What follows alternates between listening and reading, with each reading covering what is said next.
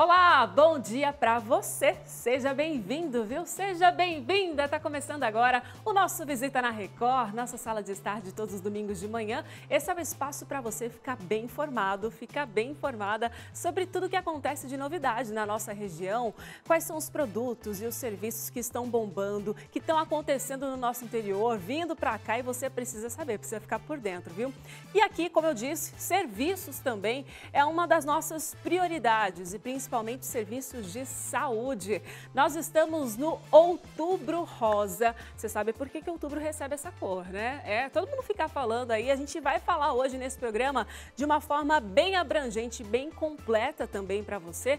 É esse mês, gente, importantíssimo, dedicado à conscientização e à prevenção do câncer de mama.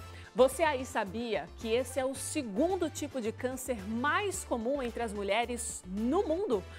O primeiro mais comum é o câncer de pele não melanoma.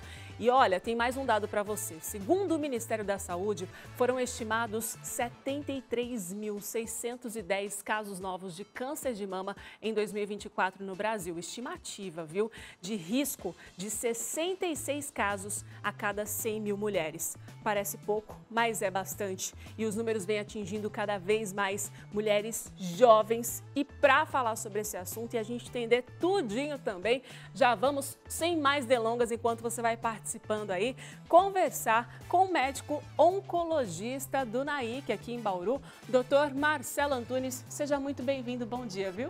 Bom dia, Thaís, bom dia a todos, obrigado por estar aqui.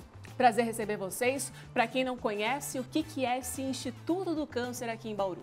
O NAIC Instituto do Câncer, coincidentemente ele tem esse nome, Nair Araújo Antunes, que é a minha avó, que teve câncer de mama bilateral e acabou falecendo por causa disso. Então, uma homenagem a uma pessoa que lutou para o câncer de mama. E hoje trata, auxilia, previne, enfim, traz muita informação também, não só para Bauru, mas para toda a região. São dezenas de cidades atendidas que envolvem tratamento multidisciplinar, químio, rádio, mastologia, aspecto psicológico.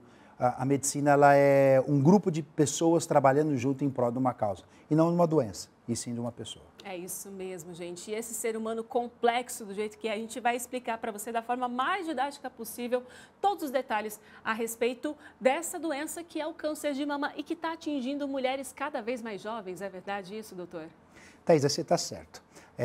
Os últimos dados do FOSP é um registro do estado de São Paulo para grandes serviços públicos de saúde, onde se contém os maiores números de casos de câncer de mama. O que se espera? Observou-se que a maioria dos casos acontece nas idades mais jovens. Então, 27% dos casos hoje são diagnosticados em mulheres de 50 a 59 anos. Só que o segundo grupo que vem são as mulheres de 40 a 49 anos de idade, que às vezes é aquela mulher que ainda acha que não é o problema. Então, o que ela tem que saber? Que no estado de São Paulo, a segunda faixa etária que tem maior risco de câncer de mama, ou seja, 25% dos casos de câncer de mama hoje diagnosticados em nosso estado, as mulheres têm de 40 a 49 anos. Isso é muito sério. E já está chegando em 30 a 39 anos também, já temos esses dados. Sim, sim. O câncer de mama, eu já vi casos de câncer de mama 20 anos, 21 anos, 25 anos. Existe a questão do câncer de mama hereditário. E o que é importante a mulher procurar? Não só a questão da idade, mas muitas vezes ela tem uma prima, uma irmã que teve câncer muito cedo. Então ela tem que pegar aquela idade, abaixar em torno de uns 5 anos e aí começar a sua pesquisa. Muito bom. E afinal, o que é o câncer de mama? Por que ele acontece? O câncer de mama, vamos falar assim, ele tem vários fatores. A mama é uma glândula que ela produz ela produz seu tecido, se multiplica e por algum mecanismo esse tecido cresce errado.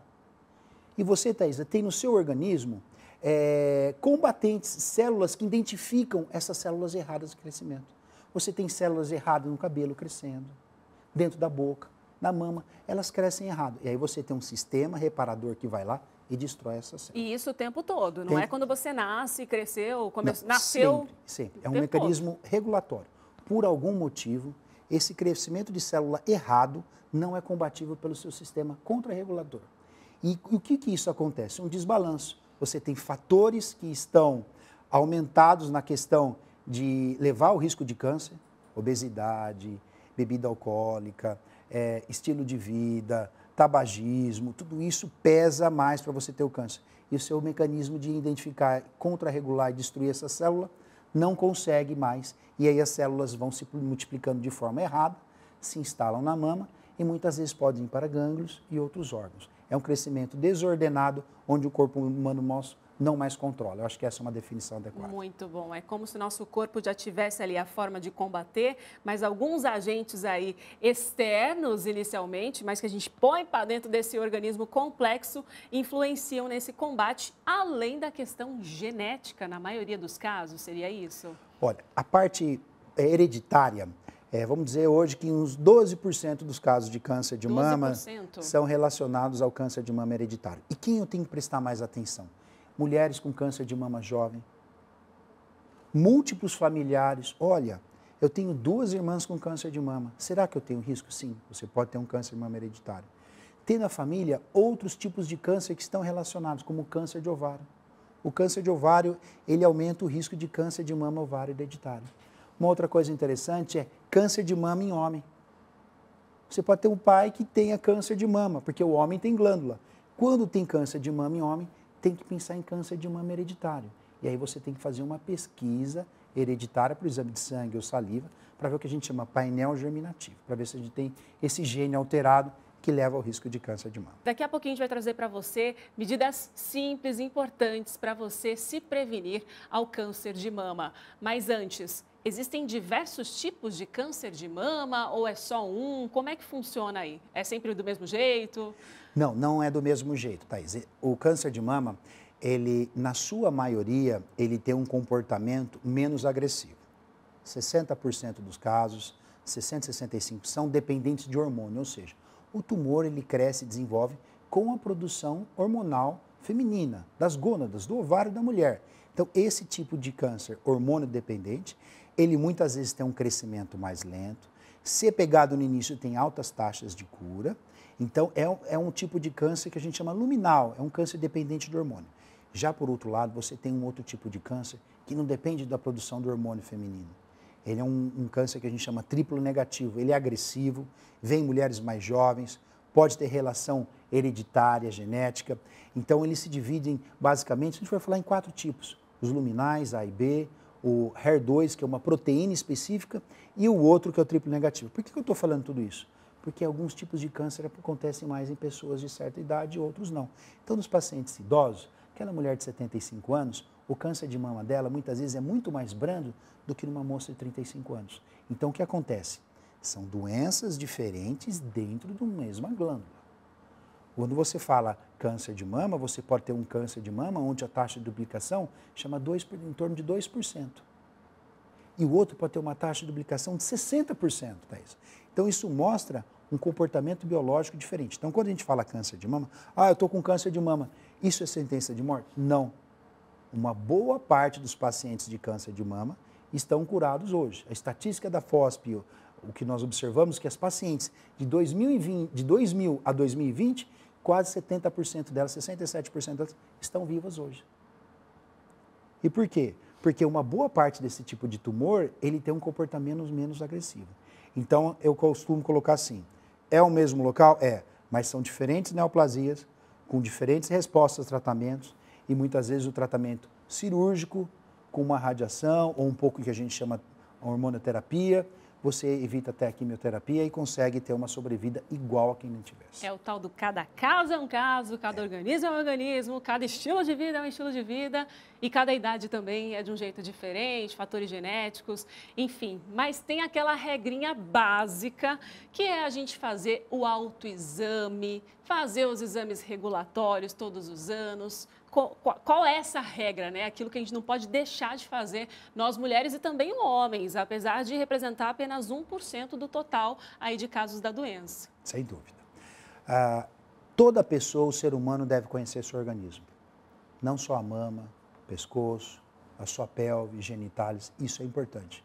O animal faz muito isso. Ele olha, se cheira, ele se lambe, então ele conhece. O ser humano tem que fazer a mesma coisa. Mas só o autoexame não é importante. O autoexame você pode começar com 20 anos de idade. Você pode começar e fazer de 7 a 10 dias do primeiro dia da menstruação. Por quê? É onde a mama está menos sensível e você se toca em movimentos circulares, simétricos nas duas mamas, podendo levantar a mão atrás, aqui atrás na nuca, para poder também observar a axila, palpar. Só que isso, Thaís, é uma maneira muito indireta, simples, e que não deve ser colocado como uma única medida, jamais. Você faz para o seu conhecimento. Então, todo mês eu vou lá, 7, 10 dias após o primeiro dia da menstruação, vou lá, me palpo. Não acho nada. Isso quer dizer que eu não vou ter câncer? Não. Você tem que associar a principal medida que diminuiu em grandes séries o número de câncer, a larga escala da disseminação da mamografia. A mamografia, vamos falar do estado de São Paulo. Sim. Se de 40 a 49 anos de idade nós temos o segundo maior grupo de casos novos de câncer de mama no estado de São Paulo, então as mulheres têm que começar a fazer mamografia mais cedo hoje. Começar aos 40 anos de idade. É o segundo grupo. 25% dos pacientes de câncer de mama do sistema público de saúde são nessa idade. Então tem que começar, porque havia uma cultura anterior aos 50 anos de idade. Não, em locais desenvolvidos, como o estado de São Paulo, onde a mulher tem um perfil desenvolvido, ela precisa fazer o exame a partir dos 40 anos. Então, conhecer a mama pelo autoexame é importante. Se a mulher já terminou a menstruação, ela marca um dia fixo dela. Fazer o exame de mamografia aos 40 anos de idade é importante até para a gente falar o baseline, você conhecer como é a sua mama. Olha, tem uma questãozinha aqui, outra ali, você precisa ter uma ideia. Para quando fazer um exame sequencial, você tem um parâmetro. Aí o seu médico, muitas vezes, do posto, vai associar outros exames. O ultrassom, porque dependendo da densidade da mama, a mama tem uma densidade de uma mulher de 35 com uma mulher de 70. Muitas vezes ela é muito densa, você precisa associar um ultrassom para ajudar uma verificação melhor do tecido. Então é importante começar aos 40 anos de idade. Ele segue-se até, antigamente era dos 50 a 69 anos, hoje a partir dos 40 anos e dá sequência aí pelo menos até os 69 anos, 70 anos, um pouco mais para frente aí. Agora aquela regrinha básica também, né?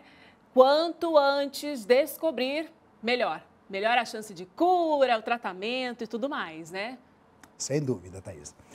Existem uns fatores que são modificáveis. Quando nós falamos de exames, nós estamos fazendo diagnóstico precoce. Nós estamos diagnosticando algo precoce. Você não fez até agora nenhuma medida para tentar não formar o câncer, e sim só o diagnóstico precoce. A prevenção são as medidas que você vai fazer da sua parte para que evite a formação do câncer. Vamos lembrar, o câncer é um desbalanço de uns fatores internos que nós temos com o estímulo externo. Então, por exemplo, o que seria uma coisa muito saudável? E por que a mulher hoje tem mais câncer de mama? Porque a mulher veio para o meio industrial dela. O que ela tem? Poucos filhos. Se você comparar com a mulher de 50 anos, a média eram 3, 4 filhos. Ela tem poucos filhos, ela tem um filho no máximo. Ela não amamenta muito, diferente da mulher. A amamentação é um fator protetor. Ter vários filhos é um fator protetor. Então, a mulher de hoje já sai com 2 fatores a menos. Ela pouco amamenta e ela tem poucos filhos. A menarca precoce, começar a menstruação, é um fator de risco para câncer de mama. Por que, Marcelo? Começar a menstruar com 12 anos de idade? Porque isso vai ter, o seu organismo, ao longo da sua vida, você vai ter uma ação hormonal no seu corpo contínua por muito tempo. Então, vamos fazer uma conta. A menina começou a menstruar com 11 anos e não teve filhos. A outra começou a menstruar há 40 anos atrás, aos 14 anos, 15 anos, e teve 4 filhos. Aumentou os 4 filhos. Quem tem maiores fatores protetivos? Essa mulher. Por quê? Ela tem os fatores hormonais. O ato de você amamentar, a formação do leite, isso é um fator protetor para a glândula mamária. Então, assim, isso é prevenção. E qual outro fator? Obesidade. Porque a gordura periférica, ela se transforma em hormônio feminino. Parte dele, um subtipo de hormônio feminino.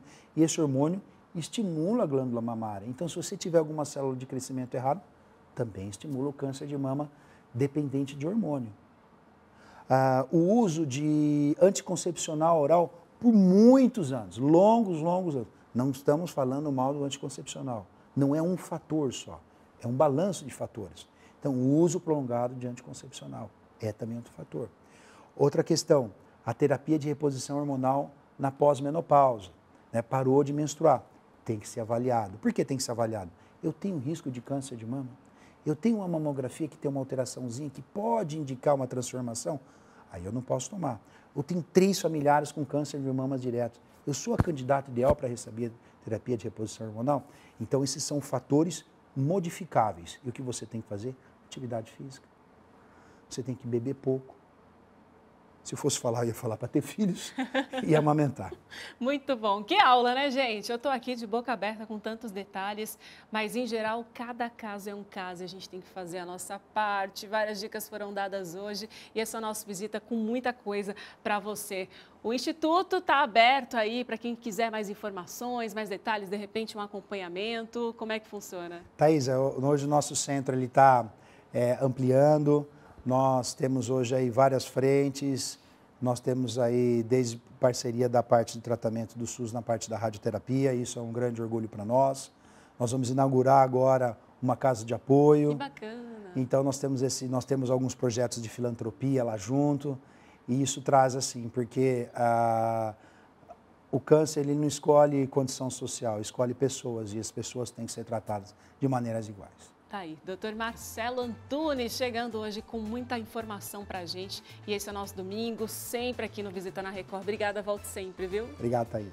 Ó, tem muito mais para falar sobre esse assunto, principalmente sobre apoio, gente. Uma dá a mão para outra e vamos progredir, vamos melhorar, vamos levantar a autoestima. Sabe quem tá chegando aí? É Amigas do Peito. Fica aí.